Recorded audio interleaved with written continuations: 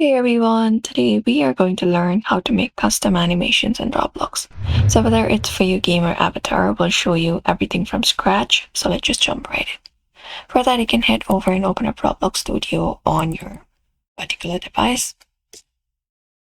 And once you open up Roblox Studio, launch it up, you can log in into your account and open up the game or create a new place where you want to use animation. So I'm just going to go ahead and open the one that I already have. And once you open it up, you can go ahead and enable the animation editor for this one. So here you will be finding your character. Let me just go ahead and delete this one right here to show you what we need to do. So you may just go to the plugins tab here, and here you'll be finding manage plugins or different options. So you can just go over and download the animator editor if you do not have it from Roblox plugin marketplace. And once you do so, all you gotta do is basically go over and add up a rich R6 or R15 depending upon your character. So let's add up a character. For that, once you are here, you can go to the avatar section and select a character. You can select your race type R15 or R6. We're going to select R6 and you can select any of the avatar available. I'm just going to select up my own avatar, or you can select this one right here. And there we go. Now the avatar is available on your screen. You can place it wherever you want it. So I'm just going to place it here. And there we go. Now what we need to do once you select up a character is you can go ahead and give it a name as well if you prefer. You can type in name and everything. And if you want to go ahead and give it an animation, you can use the timeline and keyframes to move your wrist body part. So you can start by running up a command for that. Go over to the section right here and run up a command, or you can even use another feature.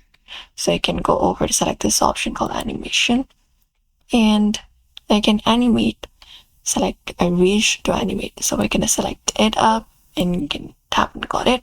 And this is the base position right now where the character is, the 01 right here, and we can start animating it. So for example, in this certain time, I'm going to go ahead and use the hand. Like I'm going to move the hand. You can move it. And you can see the time frames being applied. Similarly, you can go to another timeline and again move your hand back to the normal, or add up different animations according to your own choice. Same goes for another. I'm going to use another hand as well. You can try moving different parts of the body that you want to animate, like this, and again go ahead and do so.